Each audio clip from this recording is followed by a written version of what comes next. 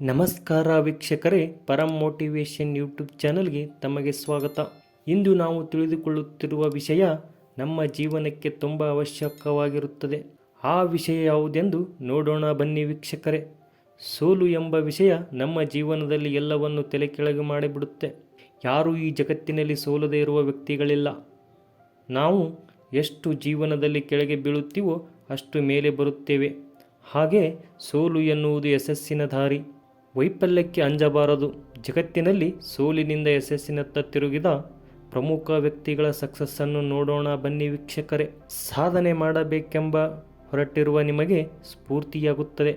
Lyon ಮೆಸ್ಸಿಯವರು ಒಂದು ಕಡೆ ಹೇಳುತ್ತಾರೆ, ನಾನು ಈ ಸಾಧನೆ ಮಾಡಲು ನನಗೆ 17 ವರ್ಷ ಮತ್ತು 114 ದಿನಗಳು ಬೇಕಾಯಿತು ಎಂದು ಹೇಳುತ್ತಾರೆ. ಆದರೆ ಈಗಿನ ಯುವ ತಲೆಮಾರಿನ ಕೆಲವರು ಕೆಲವೊಂದು ಸೋಲು ಕಂಡಾಗಲೇ ಹಿಂಜರಿಯುತ್ತಾರೆ.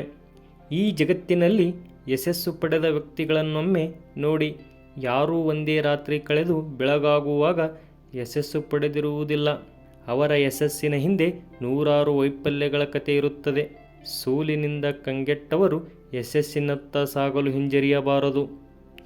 ಈ ಮುಂದೆ ನೀಡಿದ ಪ್ರಮುಖ ವ್ಯಕ್ತಿಗಳ ಸಕ್ಸಸ್ಸನ್ನು ನೋಡೋಣ ಬನ್ನಿ ವೀಕ್ಷಕರೇ. ಮೊದಲನೇ ವ್ಯಕ್ತಿ ಥಾಮಸ್ ಅಲ್ವಾ ಎಡಿಸನ್. ಈ ವ್ಯಕ್ತಿಯ ಕಥೆಯನ್ನು ನೀವು ಈಗಾಗಲೇ ಕೇಳಿರಬಹುದು.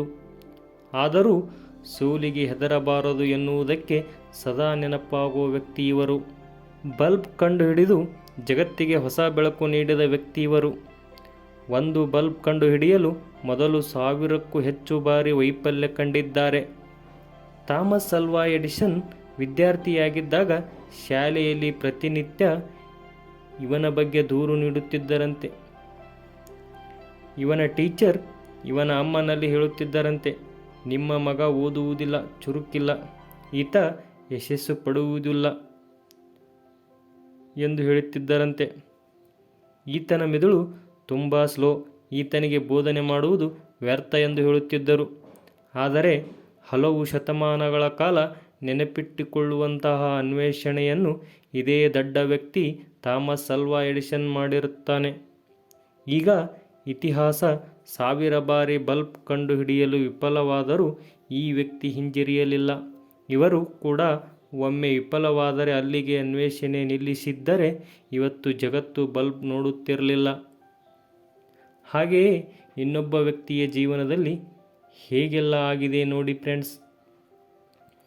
ಜಾನ್ ಕೋಮ್. ವಾಟ್ಸಪ್ ಬಳಸುವ ನಮಗೆಲ್ಲ ಈ ವ್ಯಕ್ತಿ ಗೊತ್ತಿರಲೇಬೇಕು.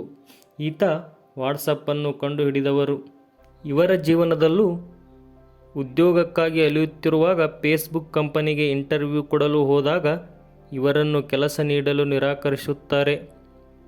ಈ ವ್ಯಕ್ತಿ ಉಕ್ರೇನ್ನ ಸಣ್ಣ ಗ್ರಾಮದಲ್ಲಿ ಜನಿಸಿದ್ದಾರೆ. ಕಷ್ಟದಲ್ಲಿಯೇ ಜೀವನ ಆರಂಭಿಸಿದ ಇವರು ತನ್ನ ಸ್ನೇಹಿತ ಆ್ಯಕ್ಟನ್ ಜೊತೆ ಸೇರಿಕೊಂಡು ವಾಟ್ಸಪ್ ಎಂಬ ಆ್ಯಪನ್ನು ಅಭಿವೃದ್ಧಿಪಡಿಸುತ್ತಾರೆ.